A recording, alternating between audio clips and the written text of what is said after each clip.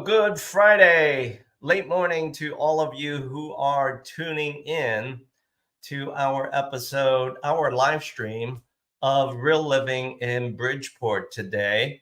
Whether you're catching this as a live stream or as an on-demand recording, it doesn't really matter. We certainly welcome you and thank you for sharing your time with us. So let me bring in my co-host, Warren Wu, into the conversation today. Hello, Warren. Hi, Bill. How are you? Happy Friday. Happy Friday, right back to you. Leading off, what's new with you since we last spoke with each other and our virtual audience? Not much. I mean, kids are going back to school. Their after-school activities been picking up, so it's just very hectic. Yeah. And then I've been learning how to swim. You've been learning how to swim? Wait Yes. a minute. You just sprung on me something I didn't know. So you're telling me, Warren, up to now, you don't know how to swim? No. Okay. Is it, I'm going to get a little personal here. Is it because you were fearful of water? No. No. Just never had the chance. What's that? Never had the chance. Never had the chance. So how are you learning how to swim? You got to tell me. Well, we signed up for Park District because, like, I saw the kids. We helped the kids sign up for Park District, and then I saw that there was like swimming for adults, so I just signed up. Good for you. You know what? I'm happy to hear you tell me that because knowing how to swim is kind of important, right? Especially when your kids are wanting to swim. Yes. You got to set the example, not to mention you got to be there to watch out for them and protect them when and if necessary. Correct. Yeah. Can I tell you how I learned how to swim? Sure, go ahead. I didn't learn how to swim until I was about let me count, until I was about 11 years old. And how I learned to swim was way back in the day.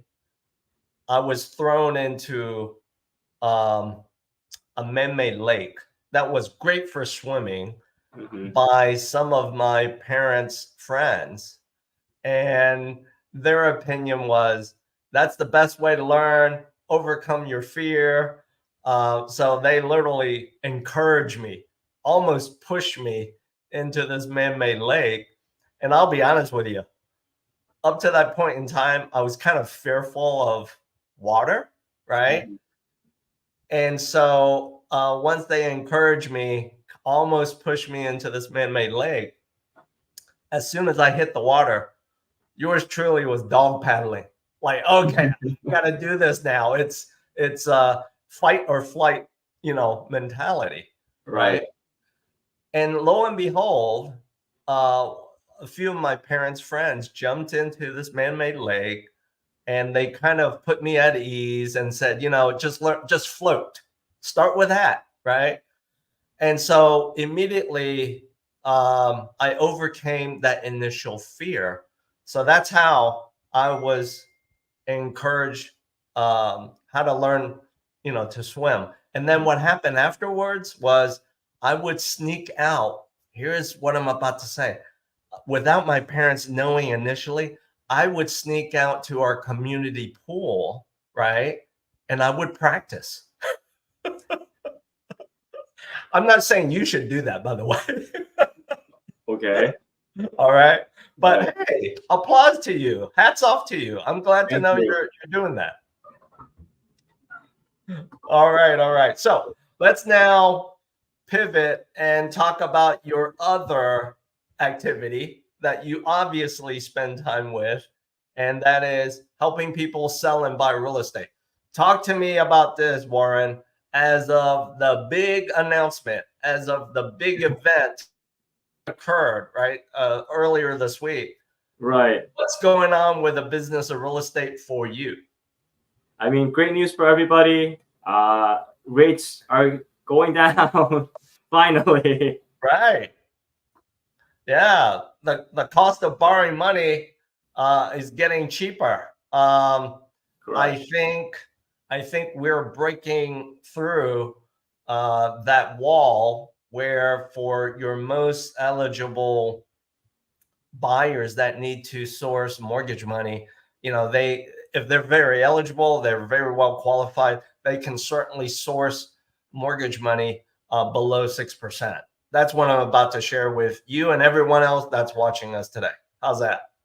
Great. That's great. Enlighten Yeah. us.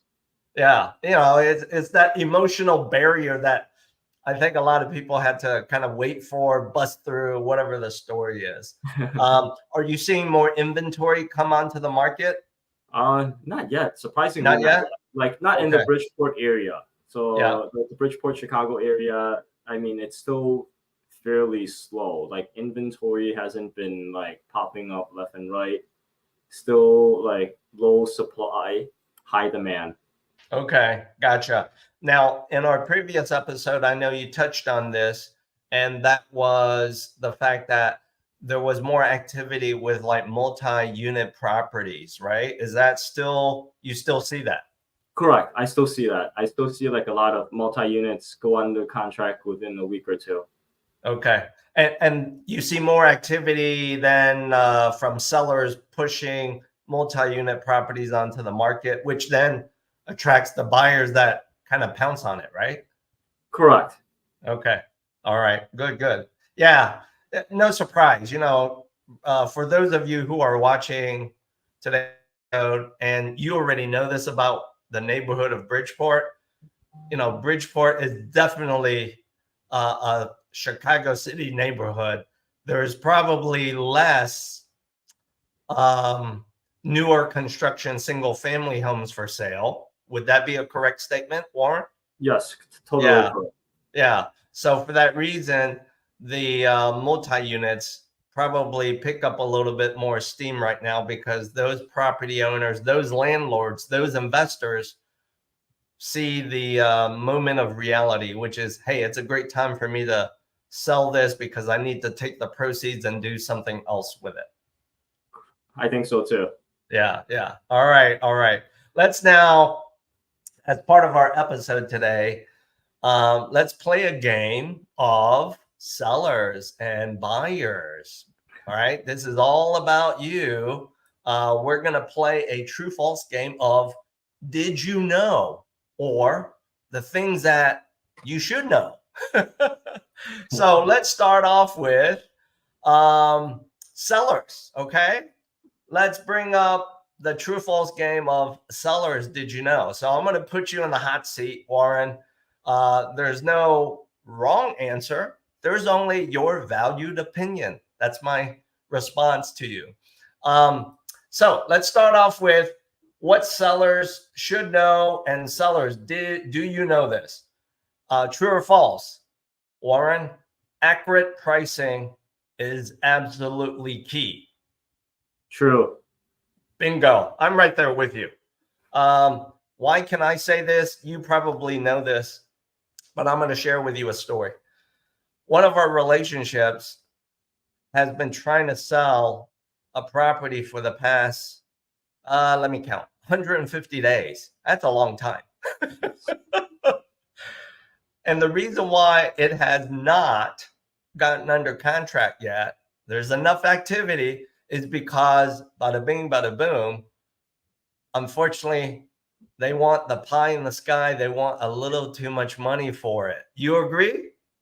I agree. And for that reasons, although they get a lot of activity, I'm sure you've experienced this here and there with some of your client transactions. They get a lot of activity, but no one is going to step it up and write an offer. Why? Because they just don't want to insult the seller. Would you agree to that statement? To a certain degree, yes. To a certain degree. All right. Let's now move to the next true or false as part of our sellers. Did you know this? And that is first impressions matter. True. Bingo. I kind of equate selling or buying a home to be kind of like, looking for that right date on Tinder, Bumble, all of those dating apps, which Too many. there's many of them. Yeah, I only know those two through friends of friends.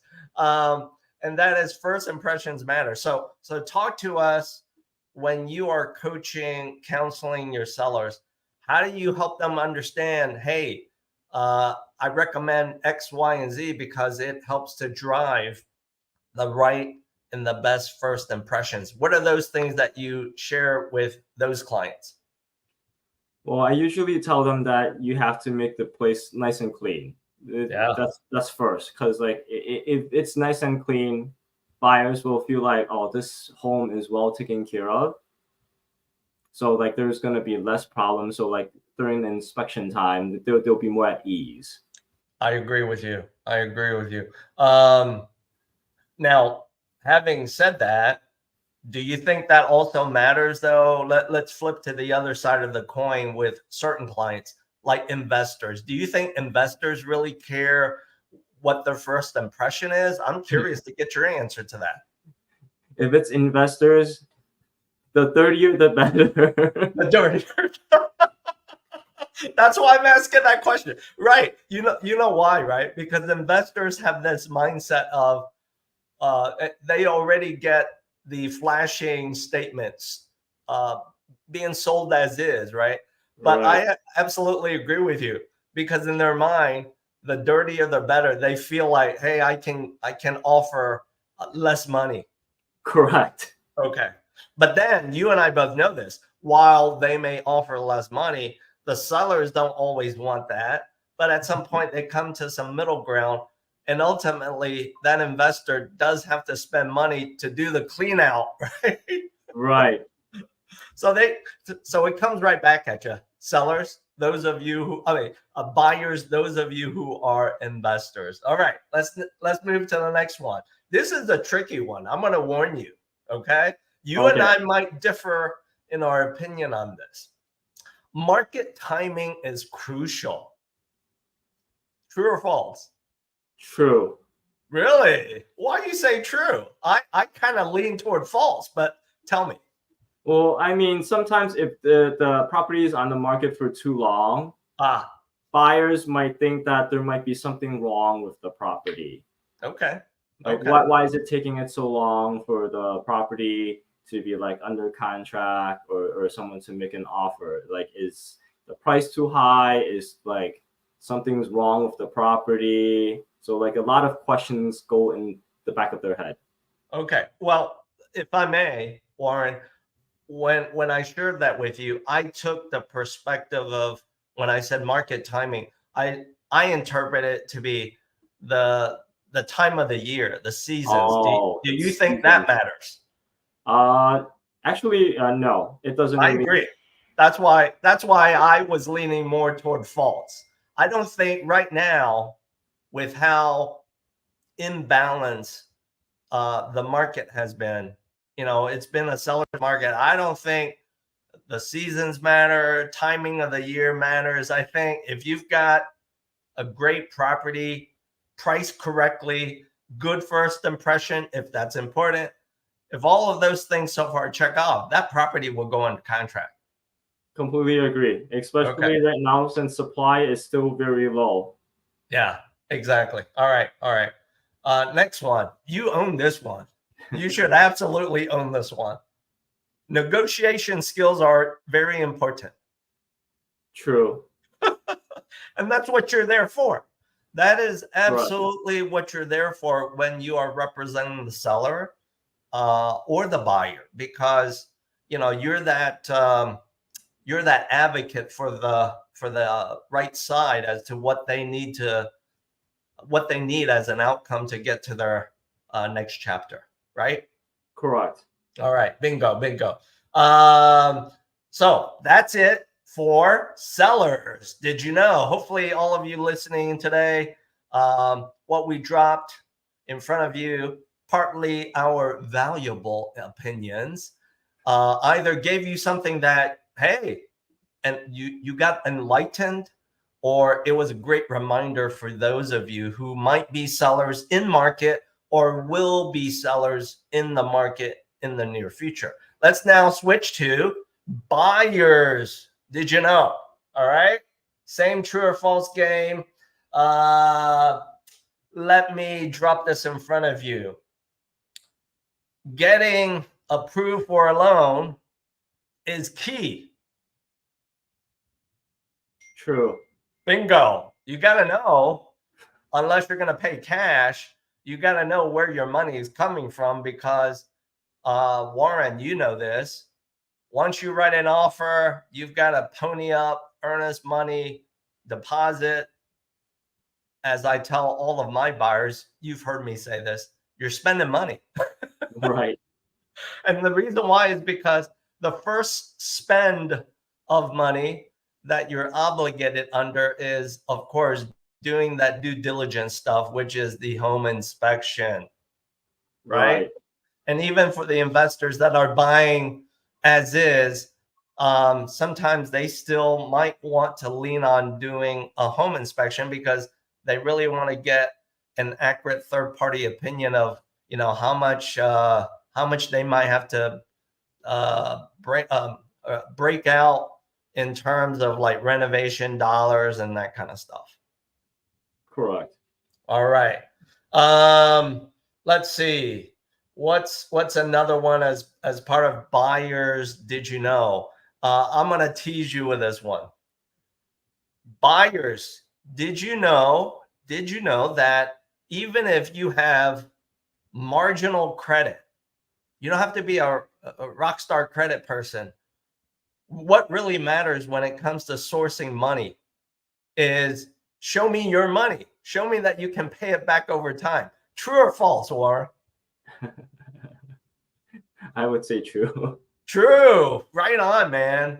Right on. And the reason why I can lean in, I absolutely concur, is because you don't have to have rock star credit, people, to borrow money, to use other people's money, but you do have to show in some way, some form, that you can, you know, commit to the terms and pay it back over time. So whether you are borrowing money to buy a home to live in, or even as an investor, they do want to see, right? All lenders want to see that, hey, if I'm going to front you this money, how are you going to perform?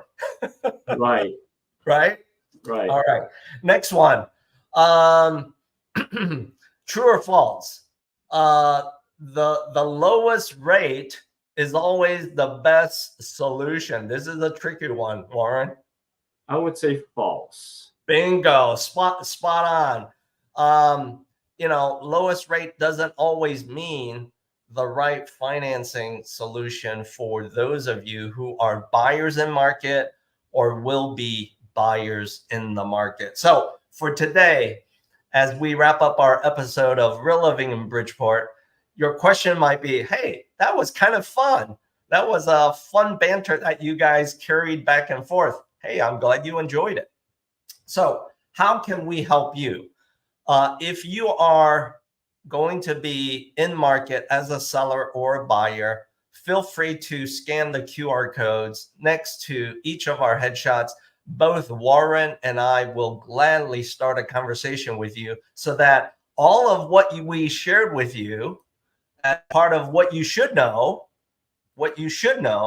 will actually come true for you when you transact your real estate business, whether it be a seller or a buyer. That's it for today, everyone, as Warren and I try to enjoy our Friday. Are you going to do that today, Warren? Yes, I will. Yeah, the weather's pretty nice out there. So if you're not busy taking phone calls, meeting sellers or buyers, at least take advantage of the weather and some of the Friday time for yourself. I agree. Thank you very much, Bill. All right. See you soon. See all of you in the next episode.